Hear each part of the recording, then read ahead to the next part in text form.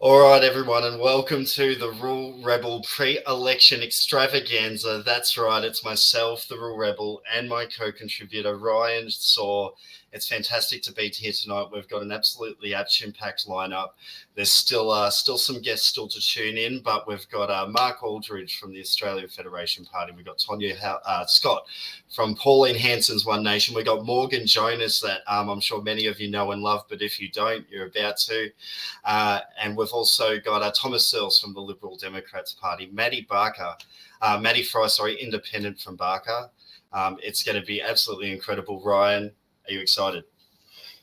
I'm very excited. These are all very colourful candidates, and I'm sure they're going to have a lot to say tonight. So, and it's been a long ride, hasn't it? So it's nice to be able to come together, just have a nice chat, get things out there, and yeah, we'll see how we go.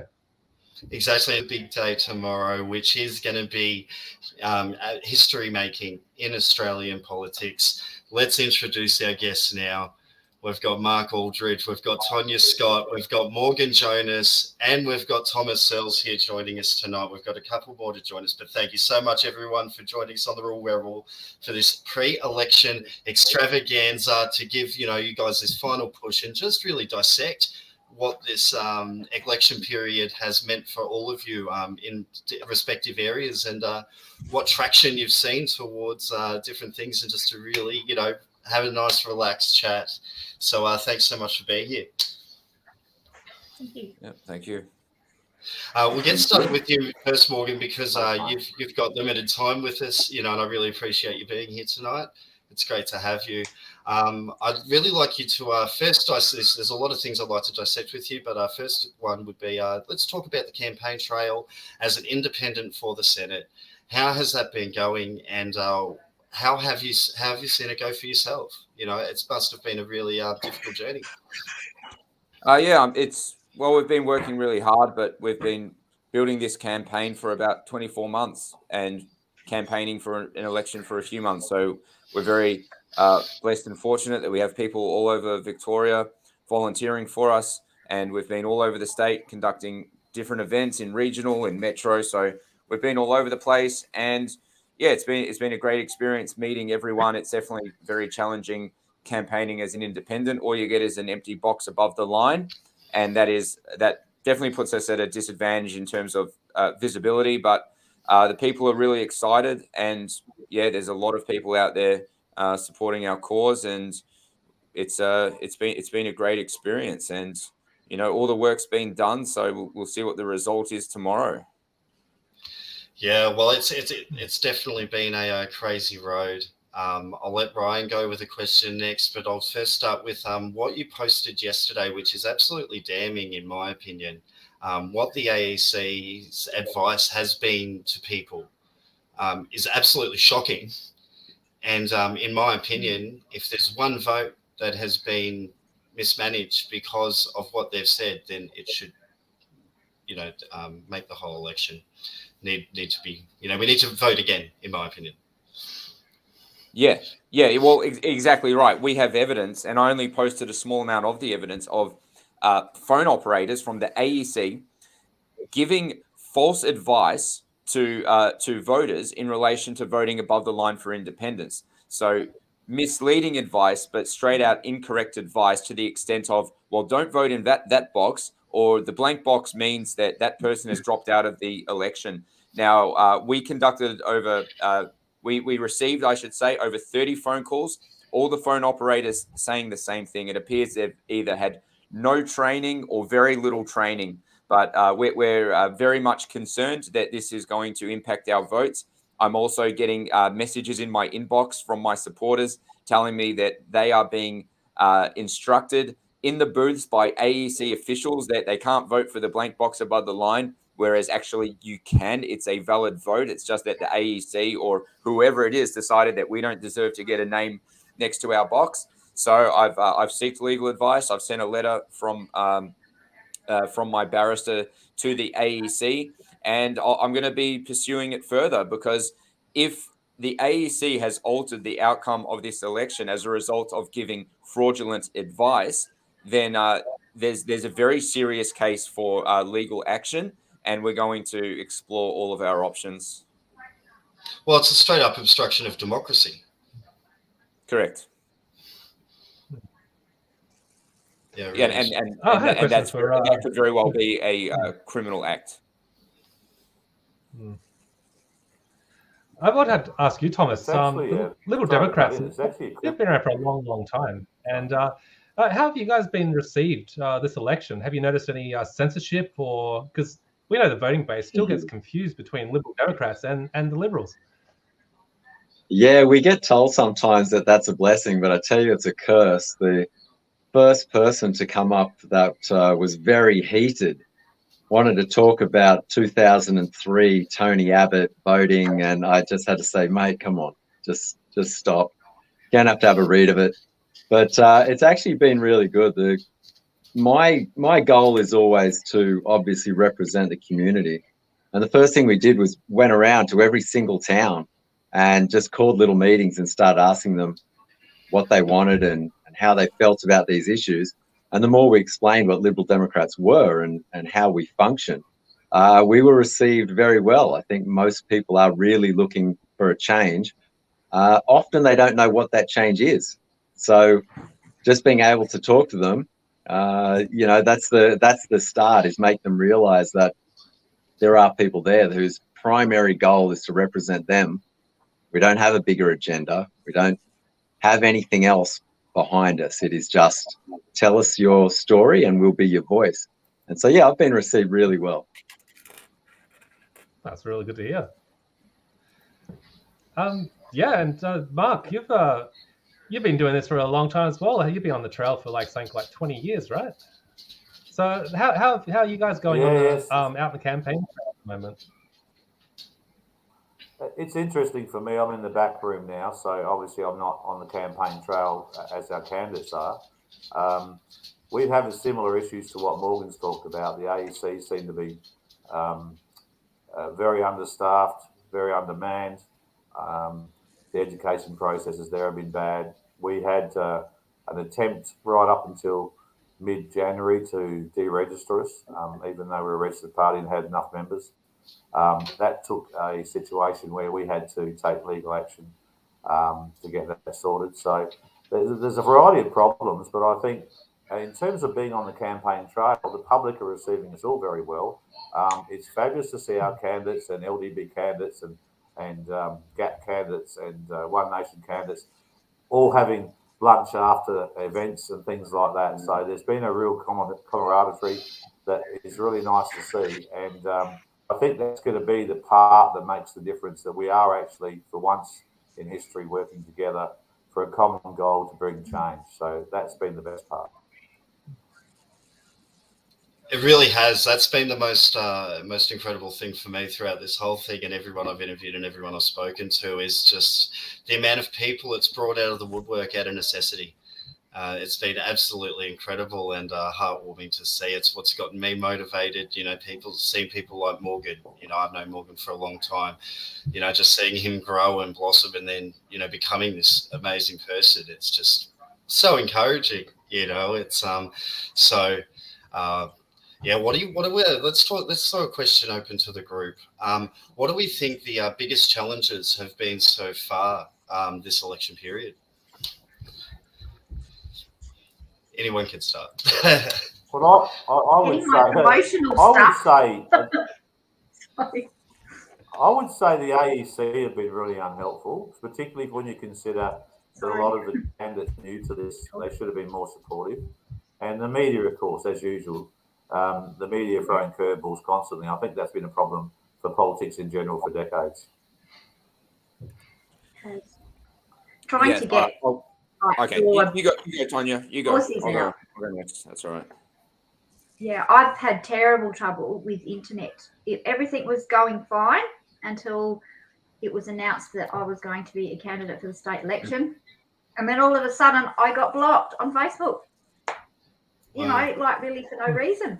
And then just every time I posted something, I got blocked. And then I couldn't monetize anything. I couldn't get any advertising out. It was just very, very frustrating not being able to get any, get yourself out there. And of course, mainstream media don't want to touch us. So, yep, that's very frustrating. And then core flutes went missing. That was a state election, and then they arrived. And this election, our how to vote cards are MIA, so you don't have them either. Sorry. Wow. Right. Yeah, so for me, I guess what I found most challenging is the reluctance from the mainstream media to engage with us non-major party candidates. And second to that, most difficult has been the education initiative that I've embarked on regarding grouped independents and how to vote for them above the line.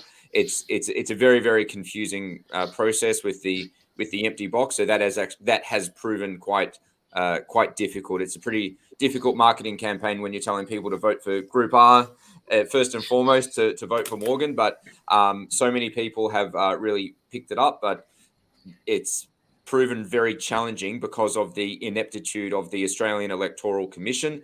Actually, I'll go as far to say that as an organisation, the AEC is not fit for purpose in facilitating elections. They've got one job, essentially, right, every 3 years and a few things in between to run elections, and they don't train their staff. And I don't see how we can have fair elections in this country unless we have capable people running that organisation. So apart from that, though, everything's been good. Public's been great, lots of campaigning, lots of volunteers, really incredible spirit, and we're optimistic.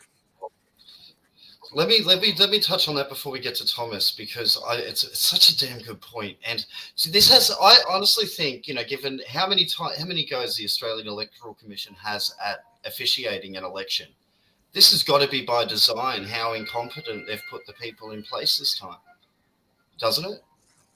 Oh, I think it's just massive incompetence, ineptitude, a typical big government that employs a lot of people quickly for an election, doesn't train them properly, doesn't have all the answers. And I think it's just a really badly functioning government department. I don't necessarily think it's done on purpose. I think it's just extreme incompetence, and it's unacceptable. That certainly is. I would say we need an independent body. I've been saying it for 20 years. I've been in the Court of Disputed Returns, which is the court that looks at these issues, and we've had some pretty massive issues over the last 2 decades, right down to missing postal votes, missing ballot papers, electoral roll faults, and a range of issues that really can only be solved by voting in parties like ourselves so that we can get in there and restore the system. Right now, it's called a two-party preferred system, and it's operating like it's there for the two parties on their behalf. Mike? Exactly. I'd love to hear from you as well, Thomas, but also I'd love to get your thoughts all on the phone-in voting system. And do you think that could be used to rig this election? Because it seems to be quite alarming. Like, who was watching that? Morgan, do you have some opinions on that? Was that question for me? Was it? Oh, that's you're just pretty clued into what's been going on, so I just figured you might have something to say on it. You mean on telephone voting and whether or not it's rigged? Is that what the question is? Or it has the I mean, I don't know. I don't have any evidence on rigging, but I've got a lot of evidence of incompetence. So I'll be seeking what legal avenues I can take on that in relation to the voting over the phone. I wouldn't know if there's rigging involved. I don't have any evidence to suggest that there is. Yeah. But one thing that I'll never underestimate is the incompetence of the AEC. It appears I spoke to somebody today on this. The interesting part of it is that they have to supply a code or a answer to a question to enable them to vote from phoning in. We know that information has been intercepted by the major parties in their applications they sent out at the beginning of the election for postal votes. And we also know that regardless of how that is particularly conducted, is that you're telling somebody over the phone how to fill in your ballot paper and you have no evidence as to how they have actually done that. So, of course, that's a very new introduction and quite a concerning one might think. Yeah, there definitely appears to be either scope for misconduct or mistakes. And when you're speaking over the phone, you're like, well, put a 1 in column B. What was that? Column D? B, D, E. You know, it's without people knowing the phonetics. There's scope for error, I think. Oh, there certainly is. Absolutely. We saw a lot of us have seen the movie or documentary that came out recently, the 2000 Mules, and we obviously don't want that to happen here in Australia, any kind of rigging or anything. So it's not if the AEC is so incompetent, then maybe they're too incompetent to actually have the safeguards in place to maximize the votes that are actually coming in properly in the democratic process. So we're kind of worried about that. Can I bring something up? Oh, yeah, I was just going to say, there's a lot of times in my life where I haven't been able to prove whether some system in relation to government was incompetent or malevolent. And it's a shame that they're the two we have to pick between. I'd like to think they're incompetent. That would warm my heart, but sometimes I don't. But also one of the things I'm worried about is that this ends up kind of becoming a mechanism for us to work towards possibly a malevolent goal. And when I say what I mean is, if you came up with a voting system that was so erroneous that it did look like it was utterly incompetent, then people like us could be used to drive towards another system, but it'll end up being a system that they propose, potentially a digital system or a blockchain system that we will lose all accountability for. So I'm kind of a little bit concerned that we could end up pushing so hard that we end up giving them the avenue to say, yes, we will completely change the system. You know, we'll make it online with face recognition of photo ID and all these sort of things. And it could come across as something that is more kind of thorough, but in effect, we've just lost all control for it. So sometimes I kind of feel that this is a little bit deliberate. Again, I haven't looked into it. I don't have proof. It's just a gut feeling, but it's something I want to be wary of. That's okay to speculate here. We're all about speculations tonight. I think the system in place that was there, you know, from Federation onwards was reasonably good. I think where we went wrong was allowing the major parties to interlude in both choosing the AEC commissioners and also their ability to manipulate the electoral law on a regular basis to make hard. We all knew that, you know, we used to have 5 members, then 1,500 members. Then they brought in systems that made that hard. Then we have to pay $2,000 donation fee, which means for a party like ours, there's $250,000 down the tube. I think they're going to continue to do that until such time as we can get in there and restore the system back to how it ought to work. I don't think the Westminster system's a big failure. I think that the application of changes to that and the AEC being shortchanged most probably is a problem, because the AEC are meant to be independent, but they don't make any decisions themselves. They refer everything to Parliament, and I want to start with.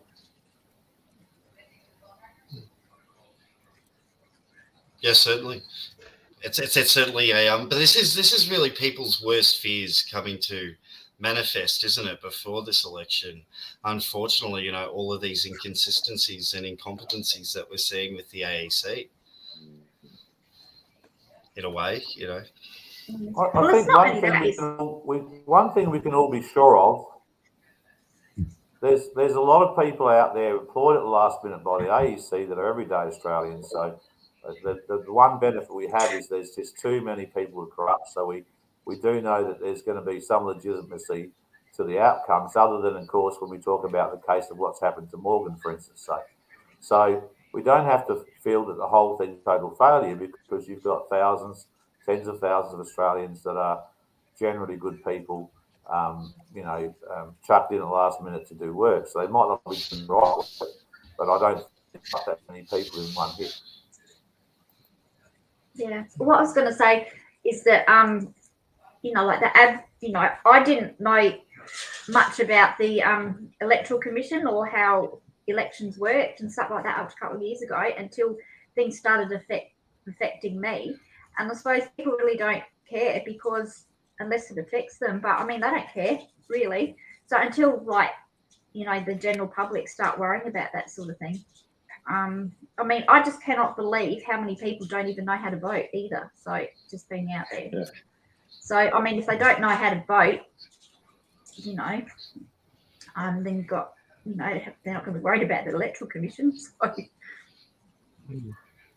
Well, yeah, it doesn't help when the Electoral Commission is giving misinformation and people are confused as they are. So I think it really outlines a need to enhance our curriculum to encompass a broader range of civics classes, because kids are graduating from year 12 and they don't know what the Senate or the lower house is, but they can go and tell you about lots of different genders and things like that. And it's really detrimental to the future of our country that Australians have been left in this position. And it's not their fault. It's just that the information's not out there. Well, so on that topic,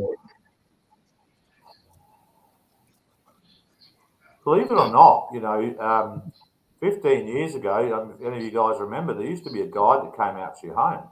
It was kind of a booklet. It explained the upper and lower house. It explained how to vote. It showed samples of the ballot papers. And I remember petitioning the government to include in that access to who the candidates themselves were so that people could cast somewhat for vote, because 15 years ago there was real use of the internet. So if the mainstream media didn't acknowledge that a candidate existed, it pretty much didn't exist at all. And I petitioned for that to include, I don't know about shire elections in different states, but in South Australia, council election, they send out the ballot paper to you. They send out the details in that booklet, the detail of all the candidates, who they are, what they stand for. And you have the actual option of not voting at all, or referencing 1, 2, 3, 4, whatever amount that you like. Now, I thought that was a pretty good system. It's a shame if they can roll that out at a shire level or as a local council level. One would think they could roll something out even more competent than that at a federal level. And they don't, of course, because the fact that people don't know what they're doing and don't know who's running and don't know how to use the system benefits those that are writing the law. And that's our big problem, as I said. But it's never bothered anybody before, has it really? Because it's affecting everybody now. So. Yeah, that's right. I guess for a long time, Australians haven't been much engaged in politics, and there's been a lot of distractions, sports, living a good life, beer. No one really wanted to pay attention, just blue team or red team. But I think COVID-19 has highlighted the real need for all Australians to pay close attention to who's in office. And that's what we've seen, a huge surge in interested everyday Australians. And I'm so happy that this has happened. Unfortunately, it took a crisis of government for this to happen, but better late than never. And I think we're going to get there. I think Australians are waking up and they're sick and tired of being dictated to by an ever ballooning government. And I'd say we're going to get this. And, baby steps, it's not going to happen overnight, but we keep pushing and pushing. And I reckon we'll get our country there. Morgan, just one quick last point, if you don't mind. I know you're really pressed for time. We'll keep you to that half hour. But, I want to throw this open to the panel. But you first, because you've only got a few minutes left with us. What happens tomorrow in regards to who gets in, who gets out, etc. Say we get some really good freedom candidates in, we really get a nice shift of power. With what's happening overseas right now with the World Health Organization and the global pandemic treaty that they're trying to implement, if we get that balance of power tomorrow, can we still fight against that and fight against signing that? If freedom candidates are elected and hold a balance of power in the Senate or something to that effect, or yes. So we get a balance of power. Can we stop that from happening? Is there still hope to stop?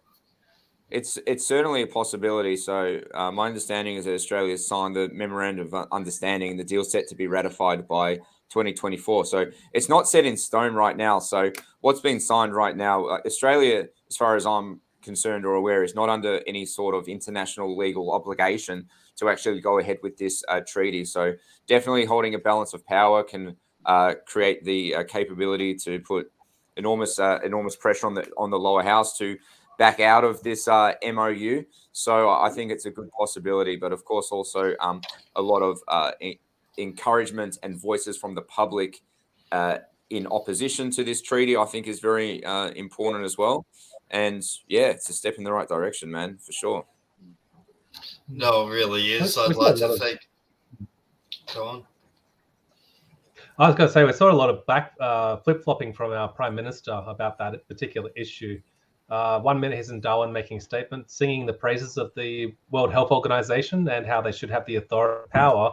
Next minute he's on the radio just the other day saying how he would never consider signing up to it. We don't really know what these people think. That's why the independent parties are so important, isn't it? Yeah, well, I mean, you know, Scott Morrison and others like him, they will try and say things that they think is going to be perceived as popular by the public, not because they actually stand for anything or hold any strong or legitimate values. So anything Scott Morrison says, I would take with more than a grain of salt. And the man has demonstrated that he is a bold-faced liar that lies to the face of millions of Australians, as he did about supposedly Australia not having a mandatory vaccination program. His words, and I think I've quoted him verbatim. So no, don't listen to Scott Morrison. I mean, that's one thing that I think we can all agree on, right? Don't listen to the guy. He's full of crap. And Australians are best off ignoring him. Liberal, Labor, they're both exactly the same. They operate as one system. No one should be dealing with them or doing deals with them. What an absolute disgrace to our country. Thank you. Well, thank you for being that voice that we can trust during the severe COVID times, Morgan. Personally, from myself, that's what I'm here for, man. During the times of so much deceit, telling the truth is a revolutionary act, my friend, and you have been a beacon for numerous revolutionary acts throughout this time. It's my pleasure to have been by your side for as long as I have, and to continue to be by your side, mate. Thank you so much. Thanks a lot for having me. And in Victoria, to vote for me, it's 1 Group R above the line, the blank box R. That's R for Revolution. Thank you very much for having me. See you guys. Thanks a lot, Morgan. Cheers, fella. And let's welcome Maddy Fry, independent candidate for Barker. How are you? Thanks for having me, Hank. Sorry I'm late, mate. We were just dodging the kangaroos. That's okay. You're rushing to get back. I know you were. Yeah, mate. This is what it's all about, though. You know, just a couple of other freedom fighters just let you know, quick pull up here and you can use our house. So that's what it's all about, this campaign, just linking together with community. It really is. It's what it's been about. Thank you so much for joining us tonight on the panel. It's been a bit crazy, but that's the whole point of it. How's the campaign trail been so far? Oh, look, it hasn't been without its trials and tribulations. Let's be honest. I think everyone's probably run into a lot of the same roadblocks we have with the AEC. Phone polling's been a bit of an issue. Not being able to use, a lot of AEC staff saying people can't use pens when we know that they can use their own pens.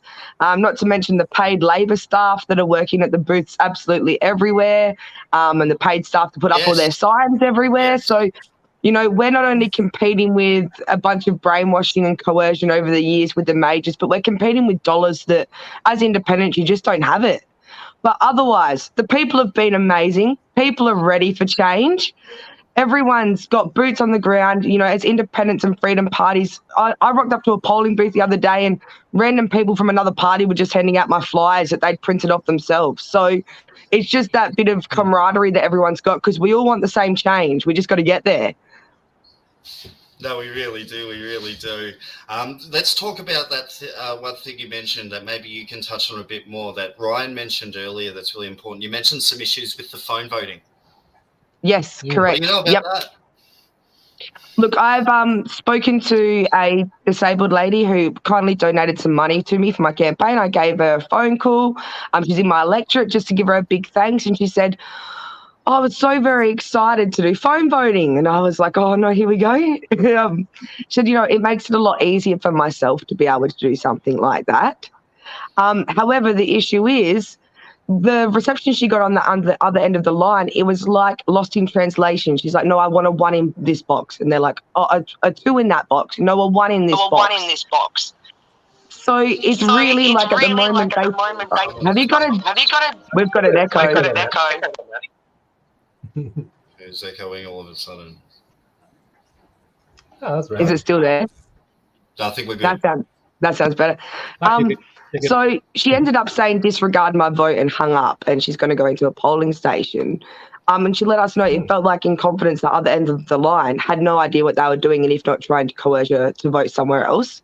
So we've all, got 2 weeks of pre-polling, which is hard enough. 2 weeks is a long time for anything to happen with votes, let alone we can't trust the government. These staff, even though they're somewhat trained, they're not fully competent, they're not confident themselves, but we're trusting them on the other end of the phone when we visually can't see anything. I think it's a recipe for disaster, if you ask me. Yeah. A good question to everyone around. Actually, starting with you, Mark, as well.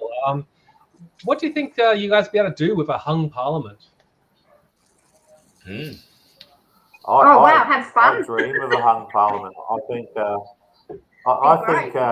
I don't know which sort of hung parliament you're talking about here. Whether we actually literally hang them or whether we just take too many seats off them. That's what I was thinking. But Little from column A and a little from column B. I suspect myself and Peter Harris, who's meant to be our leader or still is our leader, we were discussing this today. It's our opinion that many freedom people will get in, even if it's just to flood the Senate. The major parties will panic. The left of politics will go into a spin. They'll call a double dissolution. As much as we're all tired and couldn't be going through that process, I think that we could all come back with a vengeance, with more money, more support, more understanding of what to do, and greater support from the public, because the cost of the election we can blame immediately on those that call a double D. So that would possibly be an answer. The other is that I think a lot of minor parties generally run as they have for decades, and Thomas down the bottom there will know this, having some experience, that generally about running the House using that support to gain maybe one Senate position. But I think the present polling indicates, and as I expected, some weeks ago, that there's a very good chance we'll take lower house seats here, subject to how the preferences flow and how people vote.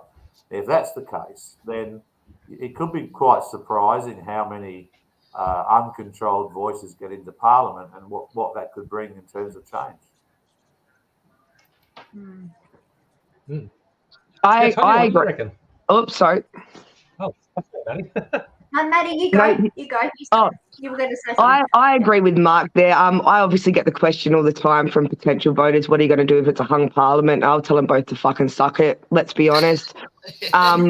Let's be honest. I'll listen to what Liberal and Labor both have to offer. It's obviously my electorate and the people I represent, so I'm happy to take both offers back to my electorate. But at the end of the day, it's my theory. If it's a hung parliament, they can go back to vote again.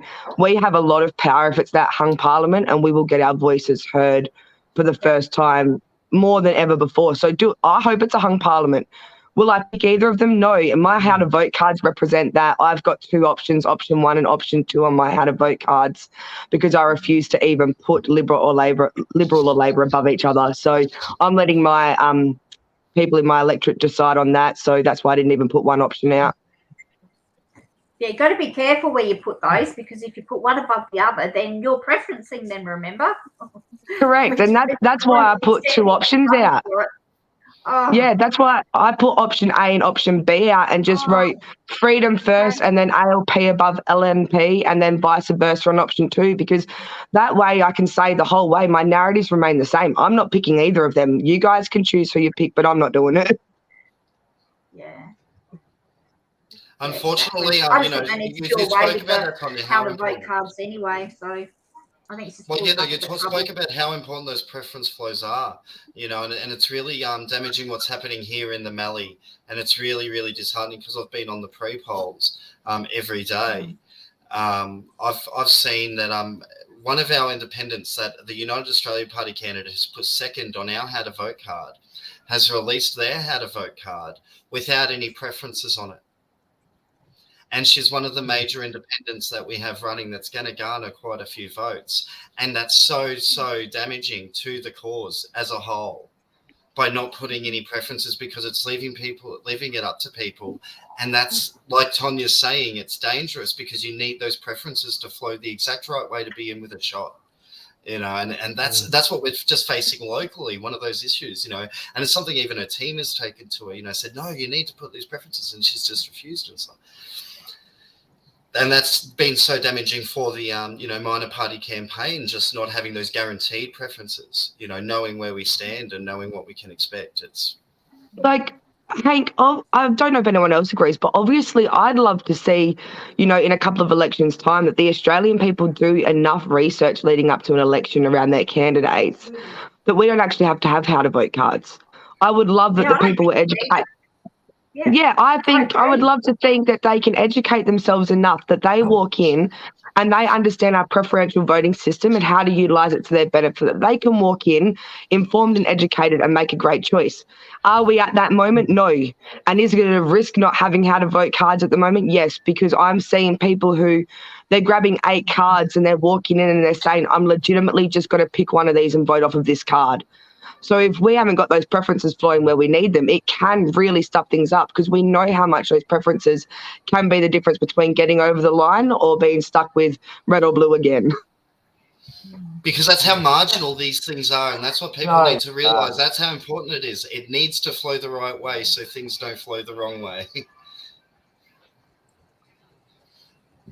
Yeah, and sometimes they've actually, when I first ran, I remember they've actually done them for a reason.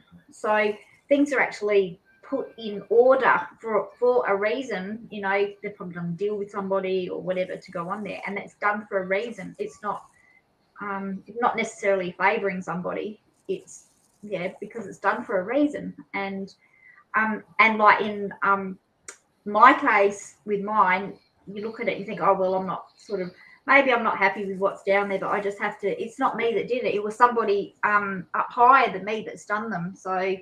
And then we cop the brunt of it too, being the candidate. Oh, this is what's on your card. And it's like, well, that's out of my hands. I didn't do it. Do you find that hard, Tonya, that you're and I'm like, no debates here because we're all fighting for the same thing. Yeah. But I know that the Barker candidate for One Nation found it very hard when his How to Vote came out and Nationals were second. And he thought we were putting all the 4 down the bottom.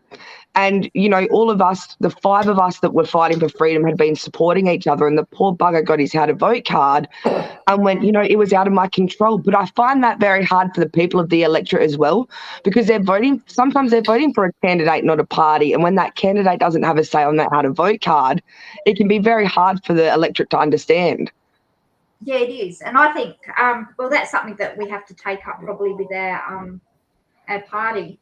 I think probably, in our case, probably next election, it might be a bit different, because this is the first time that One Nation's been here for a long time. And, you know, and like, I mean, I'm no expert on politics or anything. You know, I didn't even probably know how to vote properly 2.5 years ago myself. So, you know, I would have gone to them for a, you know, okay, I don't know, you just do what you think. So, but I just hope probably in the next election it'll be different. We're really hoping that we get our state leader in, which will be fantastic, and then most of it will come from her. But most of our stuff now at the moment comes from Brisbane. So may I ask, Melly, is that maybe considered a seat that's maybe considered safe for One Nation, and it doesn't matter? Because that's the same way that Nationals have preferenced UAP second, and all the Nationals people are mad because they've preferenced UAP second, but it doesn't matter because they're never going to lose the majority vote. No, our seat in Barker is a Liberal safe seat. Oh, you're talking about your seat? Yeah, sorry. Yeah, I'm talking about my seat, mate. Like, so our One Nation candidate for Barker, he got National second on there, and it's lost One Nation, sadly, a lot of votes, because the hard thing is when you've got a candidate who has to say the executive team made the decision, it kind of feels like big politics again. Like, we're sick of people above people making choices. We want to see people make choices. But, Tonya, I hope to see that we don't even have How to Vote cards in the future, to be honest. So I really don't like them either. You know, Yep. wouldn't it be good? It's like, here's your how to vote card. How about you go and see if you can put what you want. If you don't know, go and see the person that you want first, and then have a chat to them, and sit down together and do it together or something, you know, and I don't know, and talk to them about it. Yeah. I just think they need to bring something back into school and teach kids and that how to do this, because I learnt it at school.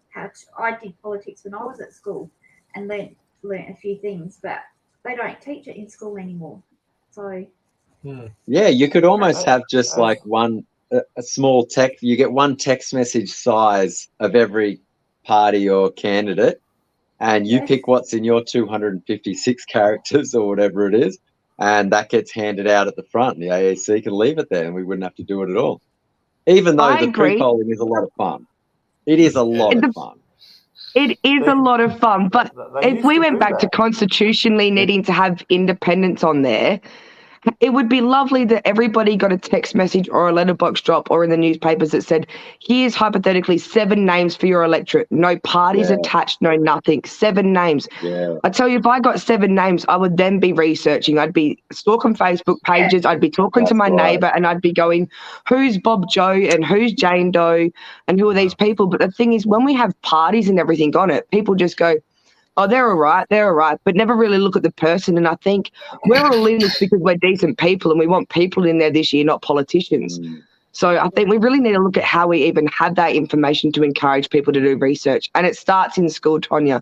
You're right. Educating them on how to vote in school. See, the other thing too, which is really good, which I found with One Nation, is when I went through the policies, because I remember Jennifer saying, you go through them. And I said, there is one there that I don't really agree with.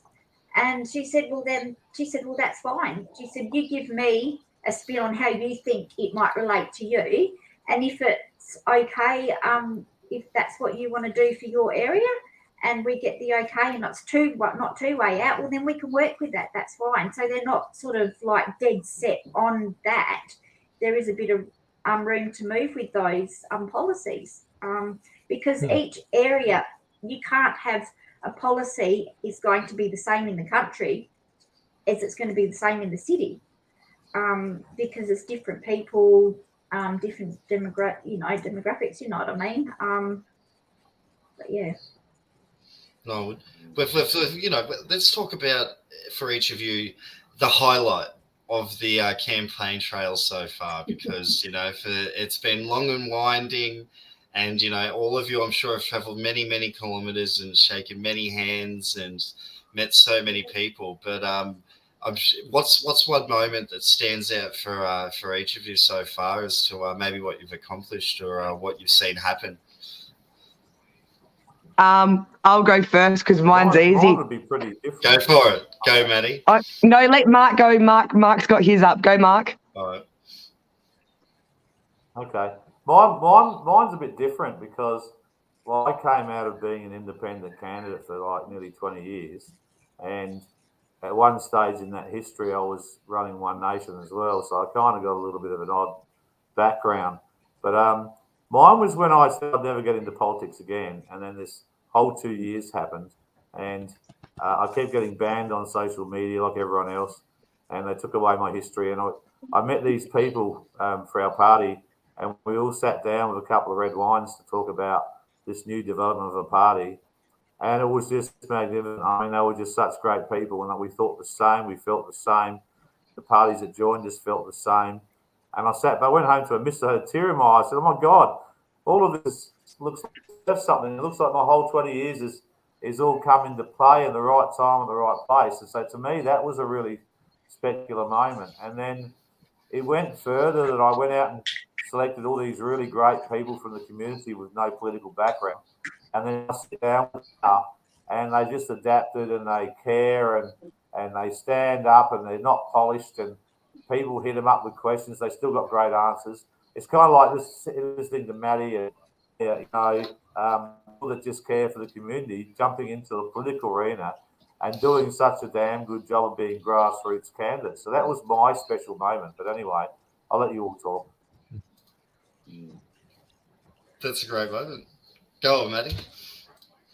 I made a 20-minute video that labelled me as the psycho crazy candidate, and it started on a local. No, it's true story. It started on a local news level, and then I think it's been in the Advertiser like 5 times now. So they've done every effort as they can as mainstream media to utilise that against me. But it's actually thank you, Advertiser and everyone else, because your media has actually really helped me. So this video where I absolutely just spoke about the current state of the world and everything allowed people with the Advertiser, mainstream media trying to tear me down. Hundreds of people have found me via that video. So they've actually increased my likelihood of obtaining more votes. And with that, my second highlight, I went to Adelaide and I went to the Freedom Rally. Normally we had them in Mount Gambier, so I finally got to my first Adelaide one. And I caught up with like hundreds of people that we spent time with in Canberra. So it was just like having that moment of that. It was in the middle of the campaign, just that re-energising of this is why we're doing it, to see these people still fighting months and years later and just supporting all of these grassroots level candidates. I went, this is what we've built. Like all of these candidates would not be up here doing this if it wasn't for all of these other people that have supported them and encouraged them to take the next step. So just seeing all of it come together was my best thing. Oh, that's awesome. I'd have to say that my my one moment, like I've met so many amazing people and seen so much, but I was asked in front of a kind of a not very welcoming crowd what I thought the biggest problem was in Australia and in our politics, and I said cowardice, and I think that that's largely a behavioural psychology component in that.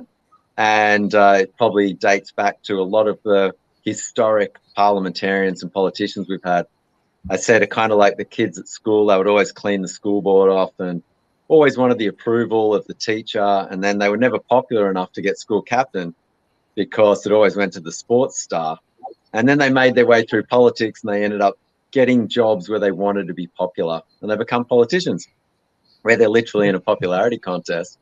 And then now we've got the normal people in that school that mostly wanted to be left alone that have like come forward.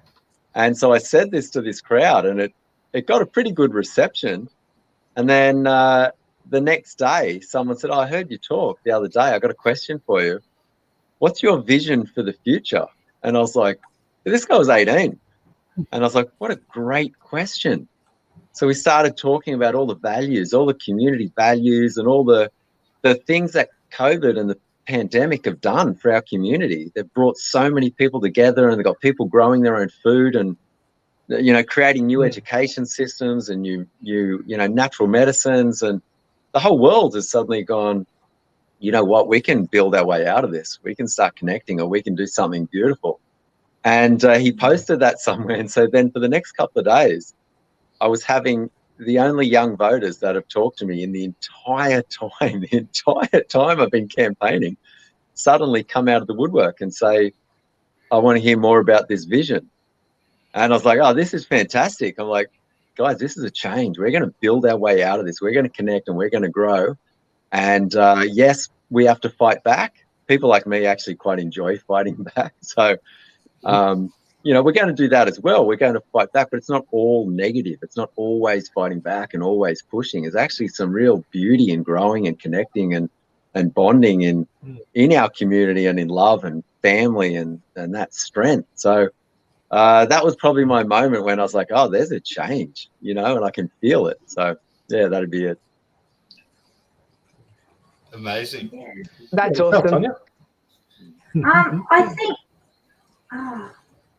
I think the highlight for me really was, and it still is all the amazing people that I've met, you know, and I would not have met like any of them if it wasn't for what's happened with COVID and everything. And it sort of made me like pull my head out of my butt a little bit because up until this I was like working here in Strathalbyn. I had a really good job, quite comfortable, looking to retire in a few years, you know, she'll be right, everything's all cool. And you know, never mixed with anybody, never did anything, you know, that sort of stuff. You know, I didn't ever think I'd ever get involved in politics, you know. Never want to talk about that, hate talking about politics, you know, that sort of thing. Yeah, I think that's just it. It is actually, like I said, to pull my head out of my butt, you know, just to realise that there are other things going on in the world. And yeah, and just the people that I've met, you know, like, you know, I've met Ryan, and like we've like struck up a really good friendship now. And you know, I wouldn't have met him if it wasn't for this. So, and the other thing highlight that I get is I've got how many people walk past me and call out racist. That's a good one. I ain't even allowed to say that word, but you know, because that's not going away, is it? you know, it just seems to be the thing now.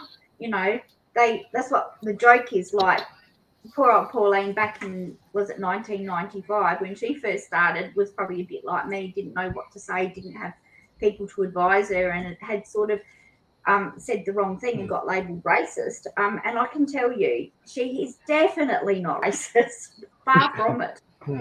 But so they remember that, but they can't remember 4 years ago that it was the Labor government that actually shut down the Reed Pat and shut down the hospital up here. But they remember that Pauline Hanson's racist.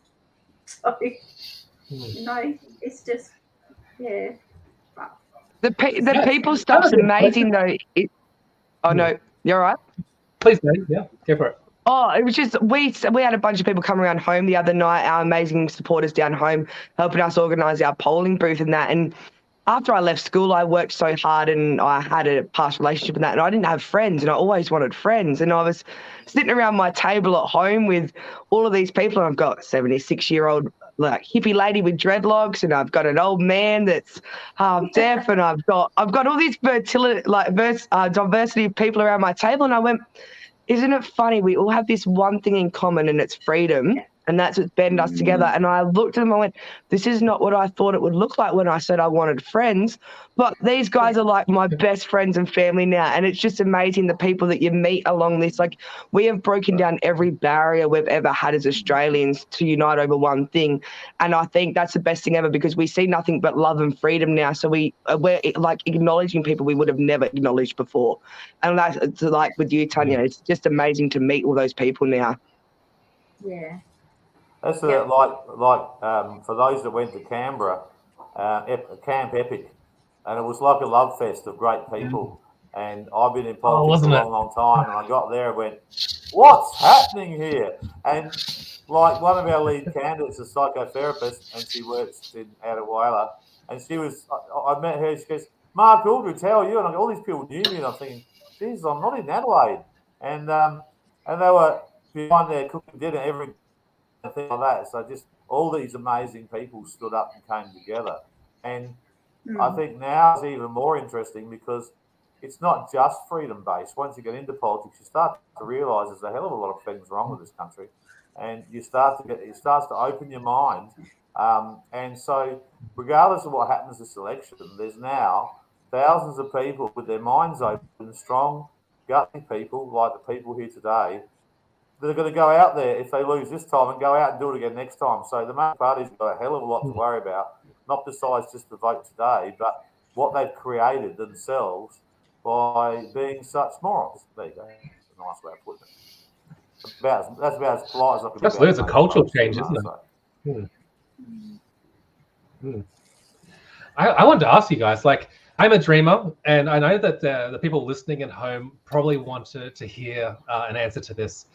Do you think that with all the preference deals or all the parties that are working together, we've had more candidates running, I've heard, this year than any other time in political history?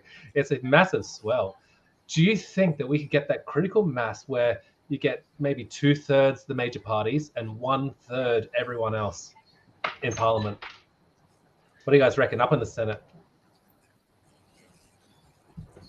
I think it's not just the Senate, so I'm going to jump in here. I'm kind of over everyone thinking it's just the Senate. The swing away in 2019, just so you know, was about 40% at all levels. But there was no working together. And in the Senate, the same thing. I ran in the Senate for a different party last election. And if myself and Palmer and another party had all worked together for instance sake, there would have been 2 more senators in non-two party senators. But we didn't. We played the typical games that political parties do. That's where they do deals at the hierarchy, which Tonya talked about before.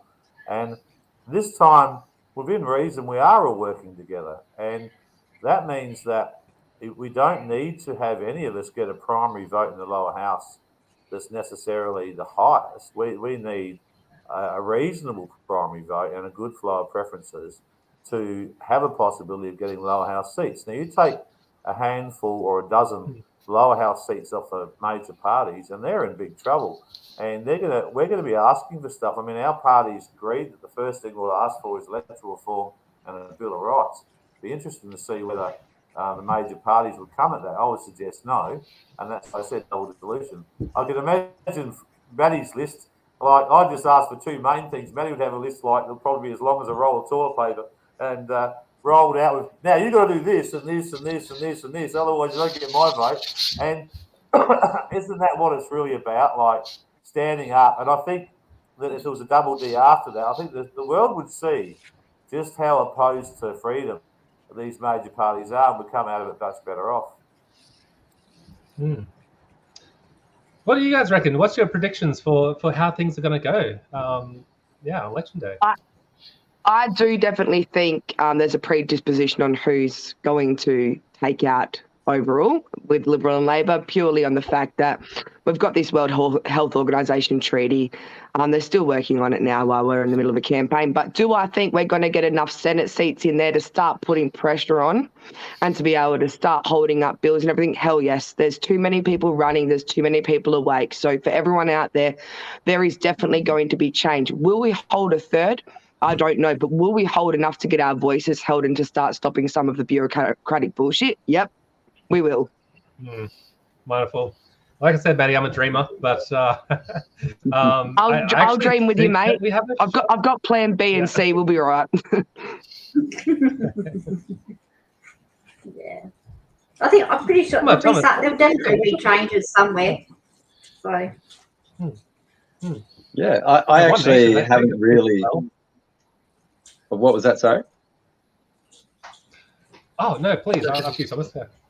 Oh, okay. Look, I haven't actually looked into any data of any poll or nothing in regards to this. I kind of feel this is just what has to be done. I'm going to see how it pans out. I'm going to hit it pretty hard.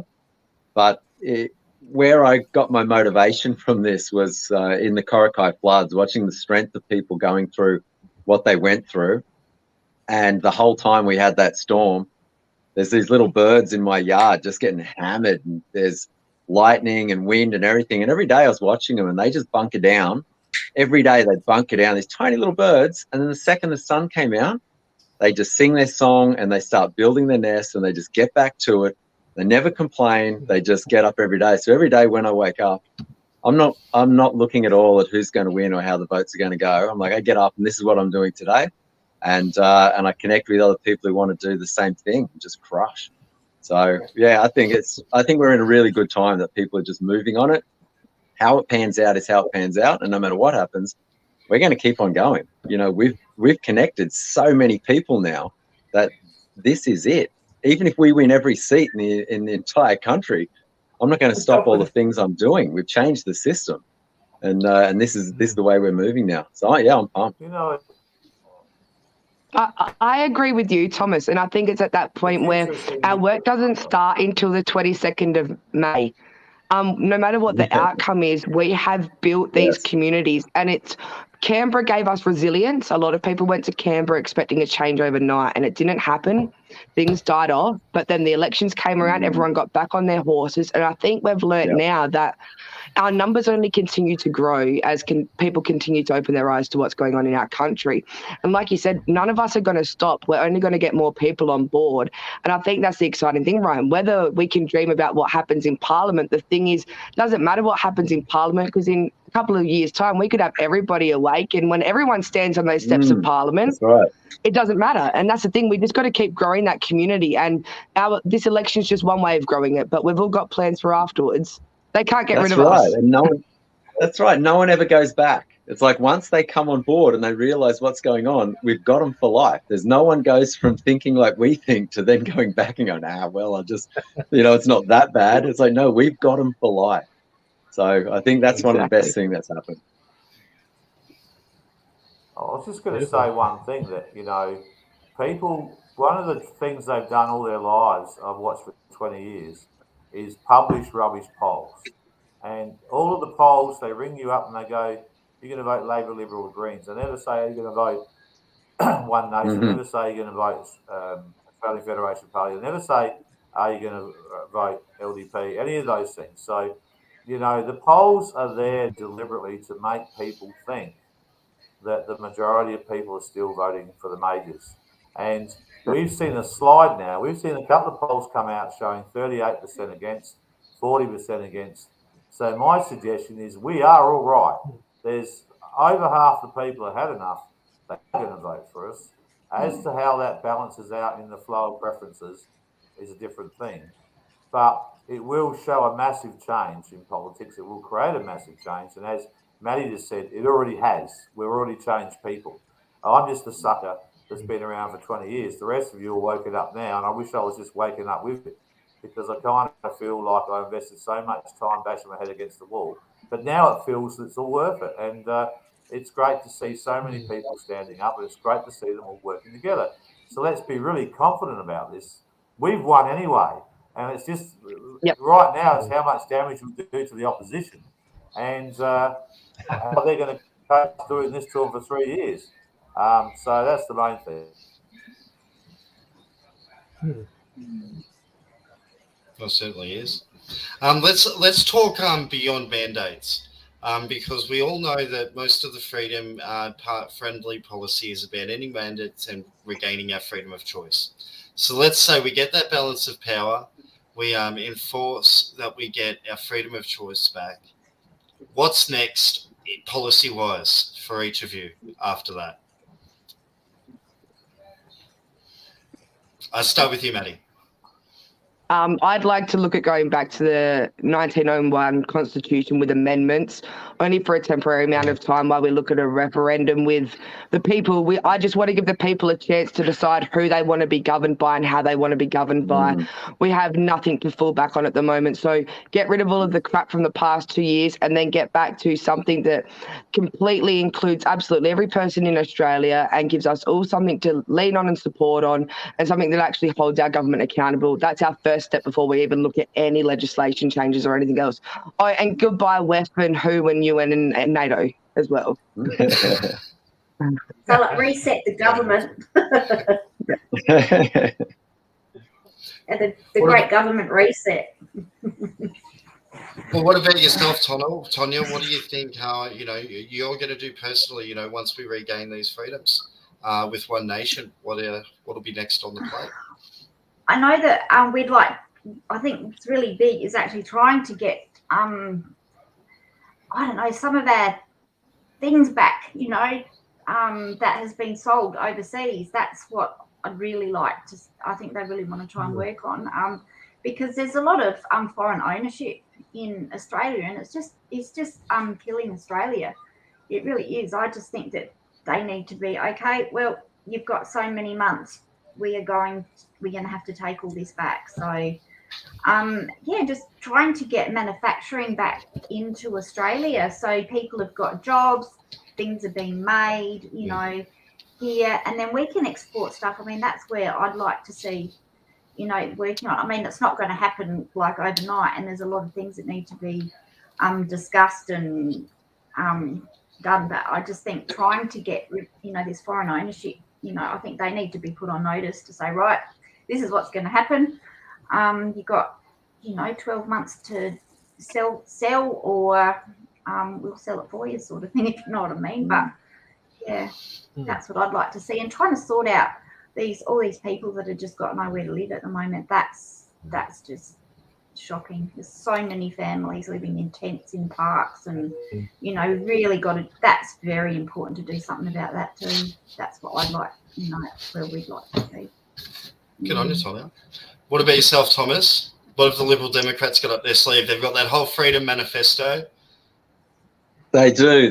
Look, if I had to look at the things outside of that, obviously for me, they're all the most important issues. But as you said, Absolutely. if we're not talking about mandates, one thing I'd just like to do locally is first investigate how we can fix that housing problem with potentially with planning or other mechanisms, because all of the solutions that I see at the moment, you're paying, the government pays 40% of your house or whatever, all these things, they always just seem to be adding money into a massively inflated monetary system. They're just going to continue to devalue the dollar and drive up the cost of living in houses even more. So I think you could potentially solve that with a planning change, but you would have to stop overseas investment, because otherwise any land release you do, if it is in any way outside of fair market value, it will all be bought up straight away and put on the open market. So I don't actually have a solution to that. What I'd like to do is just be able to have that conversation at a very high level and start to look at it. And then, as we were talking about before with the World Health Organization, the UN, all these sort of things, I just want an inversion of the power structure where the person goes back to having the most power, and then the community is underneath that. They look after themselves, then the nation does the things the community can't do. And those big groups, I don't want to see the World Health Organization closed down. You become an advisory body, print out your report, put it on my desk, and I'll take it or leave it. But they don't have any actual power. I think our power structure is inverted. And if we flip that back to the person first and community second, that's when we can make big changes. And if I could just add a personal note, I was refused a burn permit this year, like talking about over-regulation and the way that the hierarchy is inverted. You could hardly get a fire burning in northern New South Wales this year. It has just been wet from one end to the other. Yet I was still too close to some forestry, and we had to put in certain assessments that I didn't have the money or the time to do. So we're getting to the point where that over-regulation really impacts the individual business, the individual farmer, and I just want to scrap that and get people back to being able to do the things they do. And actually, I'll just add in also, I asked someone today what would be the change they'd make in that regard.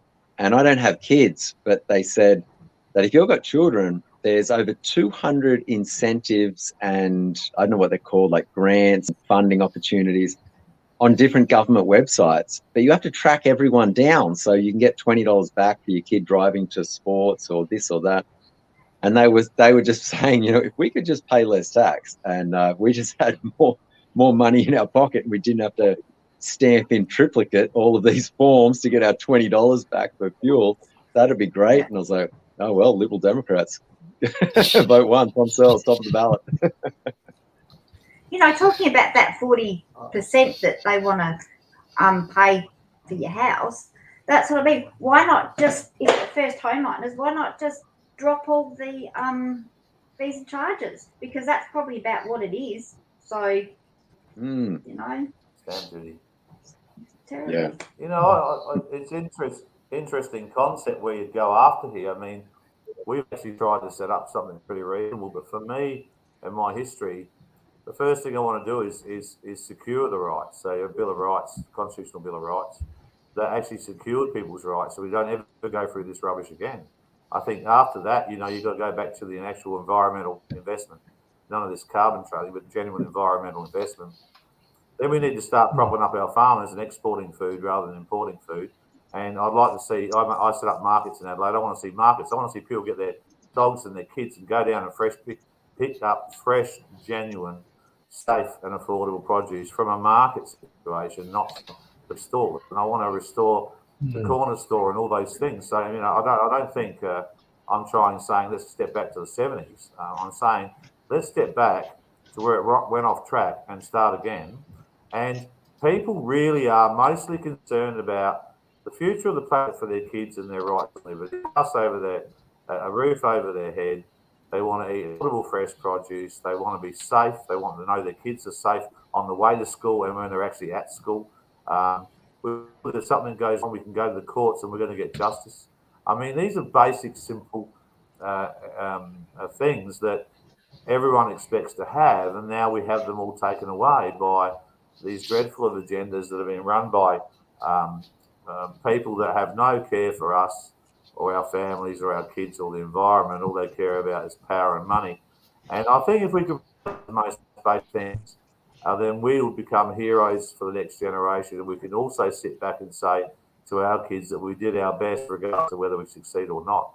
And, so our party's sort of gone a bit further on that. And we've got things like decent animal welfare policy as well, because, I'm an animal rescuer. So I think we need to become just good, old-fashioned people that care for others, that work together for the best interest of our communities. And because there's been such a power grab from wrong types of people, they've divided our communities, they've divided our families, they've divided based on whether it be or sex or how tall you are or whatever it may be.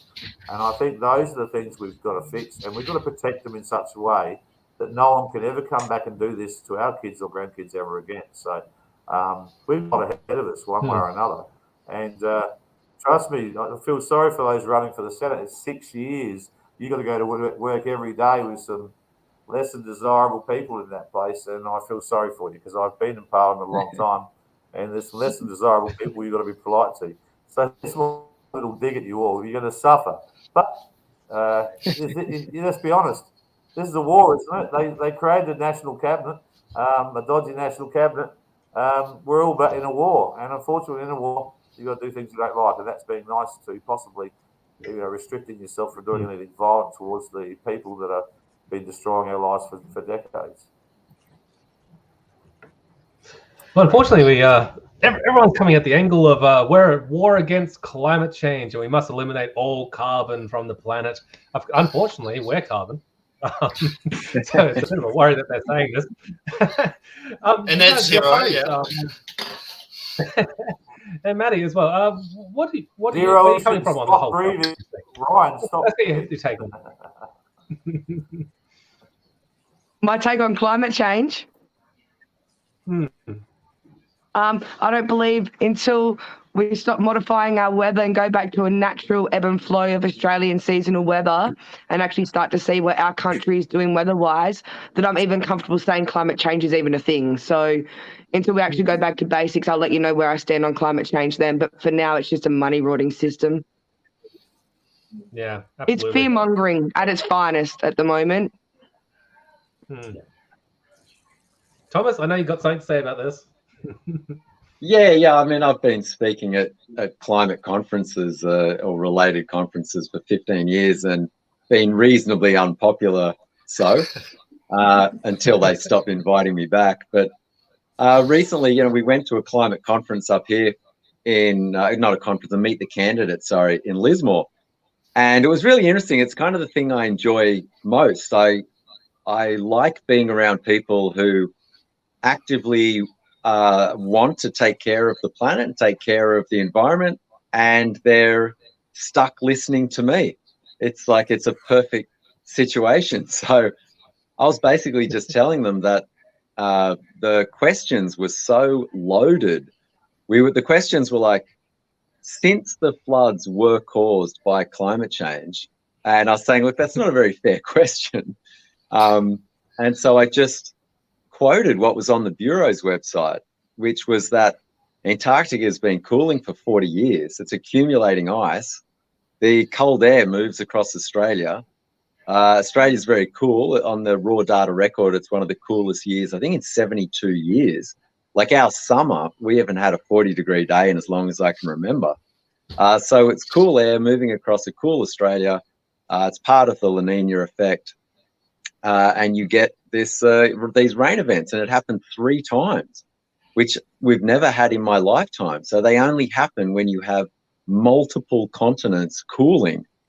So I wasn't trying to pick a fight there, but I was just trying to ask a reasonable question and say, possibly we should just pull back on blaming this on anthropogenic warming when it's demonstrably and categorically related to intercontinental and transcontinental cooling.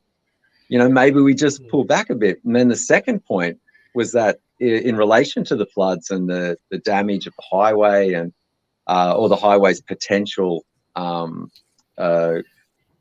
increase in flooding, the real crazy thing I was listening to is 5 out of 6 people were saying, we know there's nothing we could have done because of climate change. And I was like, are you crazy? I'm like, you're just giving everyone this free pass. You're just saying, oh, there's no way that our infrastructure could actually handle a natural disaster that's equal in size to a dozen other in the last 200 years. I'm like, no, you can't just blame everything on climate change. So, yeah, I've never seen any good evidence that anthropogenic warming is an issue. I have seen plenty of evidence that grand solar minimum is an issue. And so basically, I just want to be able to talk about it and just be able to sit down with people and you know, casually have a conversation, the same as whether it's with mandates or whether it's with everything. I hate this, are you pro or anti kind of attitude? You know, are you on board with climate or not? And I'm like, why don't you just sit down and talk to me and we'll get through it then. So, yeah, yes, you were right. Sorry, to summarize your question, yes, I have particular opinions on climate change. Well, somehow you managed to get a whole room of greenies on board with global warming, applauding you. And I was like, how the hell did you do that?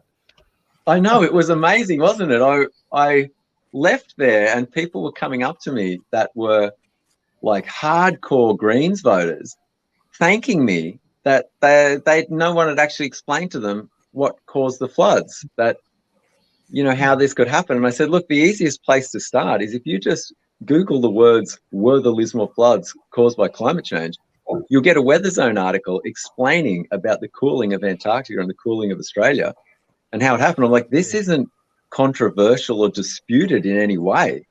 And they were really thankful for my, you know, my just kind of candid honesty. So, yeah, it was pretty good. I think Thomas and I have to get together.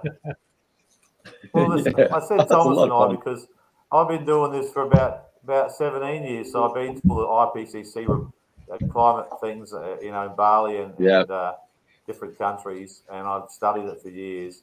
And exactly the same thing happened to me at a forum at Scots College in Adelaide. And the loaded questions, because they're saying, will you support zero emissions by 2030? And I said, exactly what do you mean by zero emissions? We're going to stop breathing, or are you going to take all the cars off the road? And they have no idea. And then they say, but it's warming. And I said, but it hasn't warmed for 17 years, according to global data. And then they asked if I had any policy at all. And I said, I've got the best environmental policy ever. Go and read it. But they're saying, oh, you need to plant more trees. I said, well, that's in my policy. You've got to stop chipping old forests. I said, well, that's in my policy.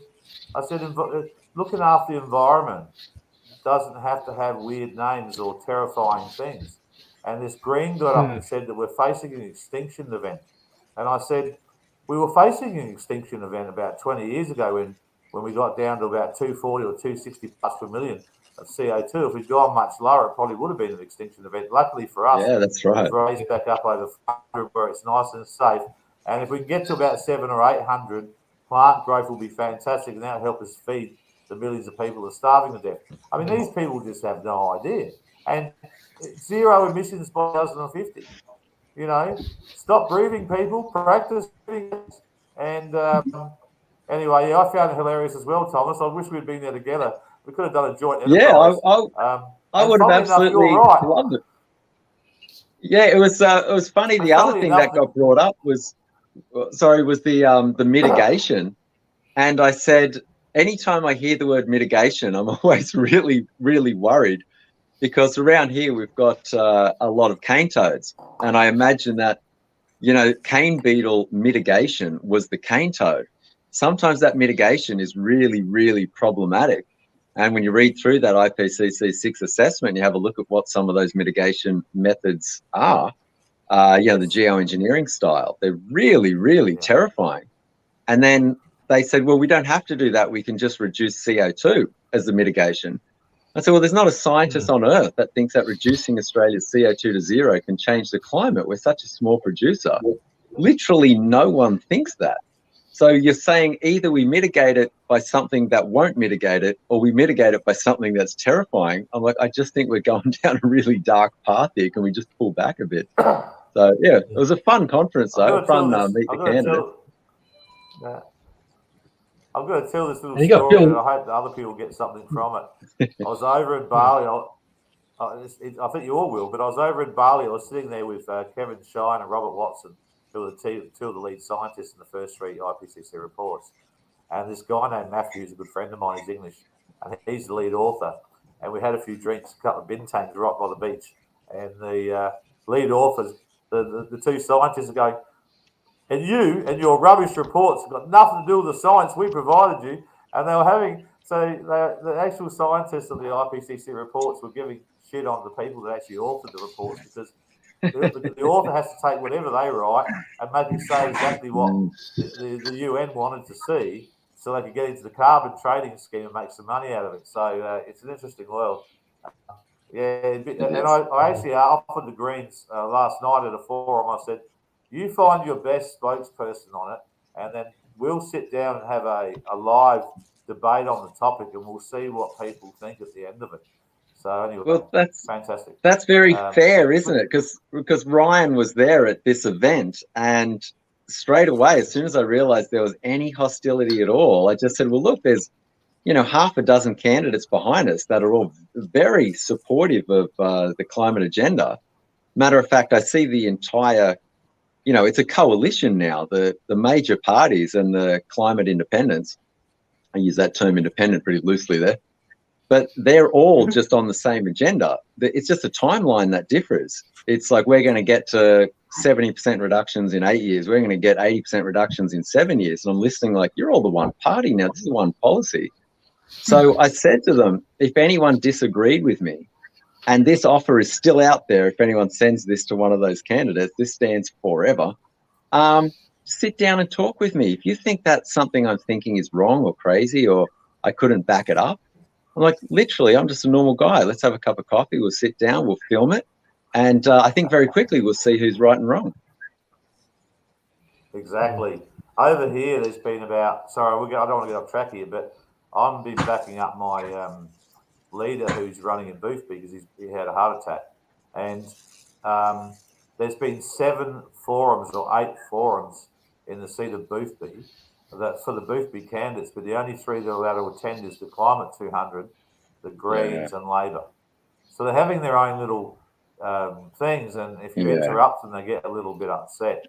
So, they are working like a coalition. So the Labor coalition used to be Labor, Greens and Get Up, and now it's Labor, Greens, Climate 200 with a squeeze of Get Up. But people, I think people can screw that. Well, a lot of people can screw that. Yeah, that's why it's good to see real independence. I was going to say, Tonya, just quickly, before we steer away from the climate change discussion, where's One Nation coming from with environmental policies? Where do you guys stand? We don't have a policy because we don't believe in climate change. So that's it. Well, there you go. So the coal. What I always say is if people ask me, I say, of course I believe in climate change. The climate changes, and it hasn't. It's evolved over years and years and years, and that's it. Like I used to live in Coober Pedy when I was younger, and we used to go to the breakaways, which is, I don't know if you know where the breakaways are in Coober Pedy. It's right in the middle of Australia. It used to be like an inland sea there, and we used to collect fossils as kids. And I mean, how the hell did they get there? There would have been a sea there at one stage. It's changed. And over in Egypt, they've found evidence of a sea over there and like drawings of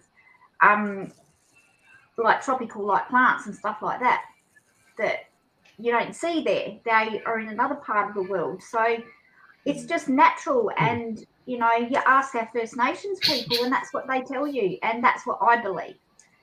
And but yeah, One Nation, we just don't have a policy because that's it. There is no climate change. So yeah, fair enough. We just have to we have to wrap this up, guys. But I did have a last question. Where's the best place for people to contact each of you if they want to? And how can they vote for you as well?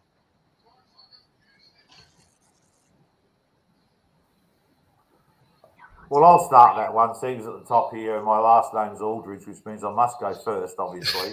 May as well. All you do is go to Ausfed Party, so www.ausfedparty.com.au website. Contact any of the candidates. You see a marvellous policy. And then if you have any slight doubts about us, put us first and then put somebody else second you think is quite reasonable as well. And that's all that counts. And if you don't want to put us first, then we'll accept second or maybe third. If there's any less than that, we don't like anymore and we're not going to be your friend. And that's my attempt at humour and asking people to vote for us. Good on you. How about you, Maddy? How do the people of Barker get around you tomorrow for the big day? Don't vote the majors in. That's how you get around me. No, it's pretty simple.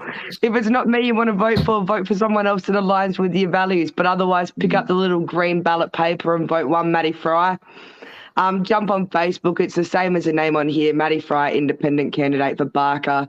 Same name on Gab, Truthbook, Rumble, BitChute, and all the rest of them. But honestly, a vote for any sort of freedom if the people are standing, minor parties or independents are standing for our freedoms and willing to have the hard discussions is honestly a vote for me. I'm not in this just for myself. I'm in this to make sure we can make change as a group. But otherwise, put the little one in and give me a try and I'll see how big I can bite when I get in there.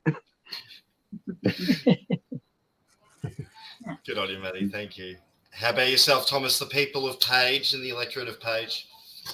Oh, yeah, the legends of Page. Yes. If you wanted to check me out, just Thomas Searles on my Liberal Democrats Facebook page. I don't have all those other things, the Rumble and the BitChute and everything else. Kind of a strange tactic to not use social media and not have any funding for marketing, just driving around talking to as many people as possible. But it has been really great. And I just like to shout out, there's two other candidates that I know personally. Well, firstly, I've met all the other candidates. They're absolutely delightful. We disagree on lots of things, but two of the candidates I actually met before I ran.